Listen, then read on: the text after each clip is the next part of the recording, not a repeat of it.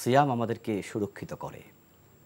আমরা সিয়াম যখন রাখি শারীরিকভাবে আমরা সুরক্ষিত হই, খাবার দাবার অনেকটাই আমরা কন্ট্রোল করে ফেলি এবং আমরা ভেবেচিন্তে খাবার গ্রহণ করছি।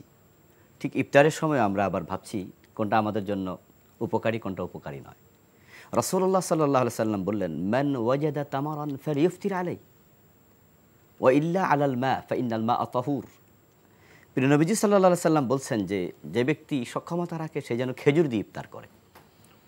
খেজুর এই যে চমৎকার একটি খাবার, যার মাঝে পুষ্টিগুণ খাদ্যগুণ যা দরকার আল্লাহ অনেকটাই দিয়ে দিয়েছে। ইনস্ট্যান্ট গ্লুকোজ পাওয়া যায়, একবার ইনস্ট্যান্ট গ্লুকোজ। আর এটা কিন্তু পরীক্ষিত যে রোজা রাখার কারণে আমাদের সকলেরই সুগার কিন্তু লেভেলটা কমে যায়। আর খেজুর যখন কেউ খায় তখন সুগার লেভেলটা কিন্তু সাথে সাথেই সমৃদ্ধ হয়, মানুষ হাইপো থেকে বেঁচে যায়। হ্যাঁ, বেঁচে যায়। এই যে খাবার আমাদেরকে বেছে বেছে খাওয়ার ক্ষেত্রে, গ্রহণ করার ক্ষেত্রে সুরক্ষিত করছে। 11টি মাস যখন আমরা খাবার গ্রহণ করি তখন কিন্তু অনেকেরই হজমেও প্রবলেম তৈরি হয়, মেদ ভুঁড়ি তৈরি হয়, গ্যাস্ট্রিক বেড়ে যায়, অনেক সমস্যা কিন্তু তৈরি হয়। কারণ খাবারে যতটা পয়জনিং হয় অন্য ক্ষেত্রে কিন্তু এতটা হয় না।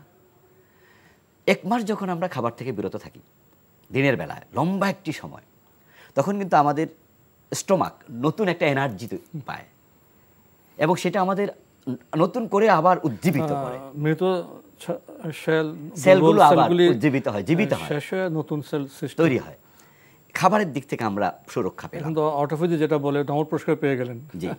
আর দ্বিতীয় হচ্ছে যে আমরা আত্মিকভাবে সুরক্ষিত হই, কারণ সিয়াম মানে তো হচ্ছে অপরাধ থেকে মুক্ত থাকা। শুধু খাবার পানীয় পরিত্যাগ করার নাম তো সাওম নয়। সাওম হচ্ছে অপরাধ থেকে, পাপাচার থেকে নিজেকে মুক্ত রাখা, আমাদের ধৈর্য ধরতে সাহায্য করে। এবং এই রমাদান হচ্ছে ধৈর্যের মাস।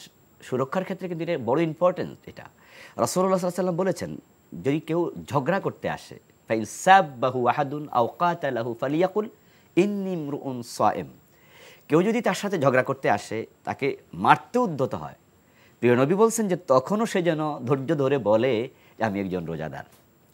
এটাকে বলা হচ্ছে শাহরুস সাবর ও শাহরুল মুওয়াসাত, সহমর্মিতার মাস, এটা ধৈর্যের মাস।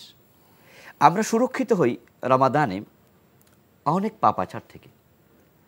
দেখবেন স্বাভাবিকভাবেই রমাদান আসলে মানুষের অন্তঃকরণে এই বোধটা তৈরি হয় যে আমি রোজা রেখে এটা কীভাবে করি।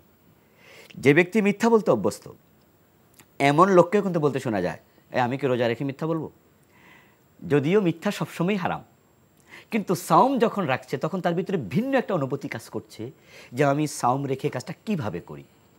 রোজা আমাদেরকে এখানে সুরক্ষিত করছে, সমাজকে সুরক্ষিত করছে। আপনি দেখবেন যে আলহামদুলিল্লাহ রমাদান মাসে যে পরিমাণ মানুষ দিনমুখী হয়, ইসলামমুখী হয়, বাকি 11 মাসে কিন্তু এতটা ইসলামমুখী থাকে না।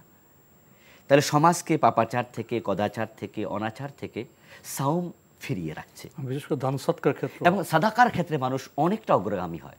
এবং আমি তো দেখি যে মসজিদ থেকে বের হওয়ার পরে, আজকেও দেখলাম তারাবির পরে, যে কিছু লোক ভাঙতি টাকা নিয়ে হাঁটতেছে, মানে ফকির খুঁজতেছে যে কোথায় কোথায় বসে আছে, যেটা কিন্তু অন্য মাসে এতটা দেখা যায় না। এই সিয়াম আমাদেরকে আল্লাহমুখী করে। এই জন্যই তো আল্লাহ তাআলা বলছেন লাআল্লাকুম তাত্তাকুন, যে আমি সিয়াম ফরজ করেছি, আশা করা যায় তোমরা মুত্তাকি হয়ে যাবে। রমজানে মানুষ মিথ্যা বলা থেকে, অন্যায় কাজ থেকে দূরে থাকে, যে এই রমজান মাস বিশেষ মাস। একবার সকলেই এটা মেন্টালি একটা প্রভাব পড়বেই। ইভেন যারা রোজা রাখে না তাদের উপরও যে প্রভাব পড়ে তার প্রমাণ তো রেস্তোরাঁগুলো। দেখবেন রেস্তোরাঁগুলোতে খাবার দাবার চলছে, নাউজুবিল্লাহ, আল্লাহ হেফাজত করুক এই জাতিকে, আমাদেরকে। কিন্তু সেখানে কিন্তু দোকানদার একটা পর্দার কাপড়টা নিয়ে দিচ্ছে। অর্থাৎ এই যে অপরাধ চলছে, এই অপরাধটা প্রকাশ্যে হোক।